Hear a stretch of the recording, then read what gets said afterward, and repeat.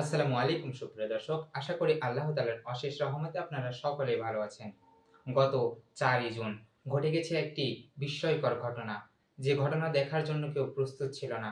হ্যাঁ, প্রিয় দর্শক, গত ৪ই জুন রাজশাহী বিশ্ববিদ্যালয়ে এক ছাত্র এক মেয়েকে অর্থাৎ তার বান্ধবীকে নিয়ে হলে প্রবেশ করে এবং সেখানে রাত্রি যাপন করে।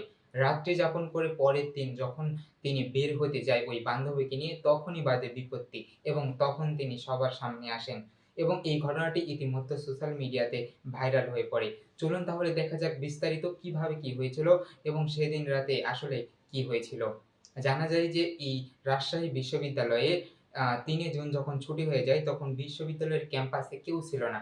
যখন কেউ ছিল না এই সুযোগে ওই ছাত্র মোহাম্মদ নাজমুল ইসলাম তার বান্ধবীকে নিয়ে আসেন তার হলে অর্থাৎ শহীদ হাবিবুর রহমান হল রাজশাহী বিশ্ববিদ্যালয়ের হলে এবং জানা যায় যে ওইদিন ছুটি হওয়ায় সেখানে মাত্র ৩ জন বা ৪ জন শিক্ষার্থী ছিল। এই সুযোগে ওই মোহাম্মদ নাজমুল ইসলাম তার বান্ধবীকে নিয়ে হলে আসে এবং হলে আসার পর সেখানে রাত্রি যাপন করে। রাত্রি যাপন করার পর যখন তারা দিনে বের হতে যায় তখনই ২ টি ছেলের চোখে পড়ে সেই দৃশ্য। এখন আপনাদের মনে প্রশ্ন আসতে পারে যে ছেলেদের হলে মেয়েরা কি করছে? অথবা একটি মেয়ে ছেলেদের হলে কিভাবে ঢুকলো? কেন কেউ বুঝতে পারল না? বিষয়টি এখানেই জটিল। ওই ছেলে মোহাম্মদ নাজমুল ইসলাম মেয়েটিকে ছদ্মবেশে নিয়ে গিয়েছিল। সিসিটিভির ফুটেজে লক্ষ্য করলে দেখা যায় মেয়েটি একটি জিন্সের প্যান্ট, একটি শার্ট, একটি মাস্ক ও একটি ক্যাপ পরিহিত আছে। যা দেখে সাধারণভাবে বোঝা মুশকিল যে ওটা ছেলে না মেয়ে। এই অবস্থায় যখন নিয়ে যায় সেখানে গেটম্যানও ছিল। গেটম্যান বলে যে, "আমি ছদ্মবেশী হওয়ায় আমি বুঝতেই পারিনি যে ওটা ছেলে না মেয়ে। আমি তাই ছেলে বলে ঢুকতে দিয়েছি।" তাদের এই ভাষ্যমতে এমনটি হয়।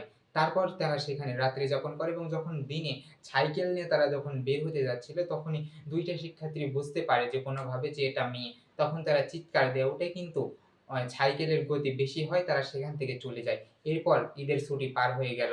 তারপর ঈদের পর বিশ্ববিদ্যালয় খোলে যখন তখন এই বিষয়টি নিয়ে তোলপাড় শুরু হয় এবং এটার একটি ক্লিপ সামাজিক যোগাযোগ মাধ্যমে ইতিমধ্যে ভাইরাল হয়েছে যা আপনারা অনেকেই দেখেছেন। এবং এই বিষয়ে হল কর্তৃপক্ষের সাথে কথা বলা হলে তারা জানায় যে ইতিমধ্যে ওই ছাত্রকে বহিষ্কার করা হয়েছে হল থেকে এবং পরবর্তীতে ওই ছাত্রের সাথে কথা বলা হলেও সারা প্রাথমিকভাবে স্বীকারোক্তি দিয়েছে কিন্তু তারা ক্যামেরার সামনে আসে নাই।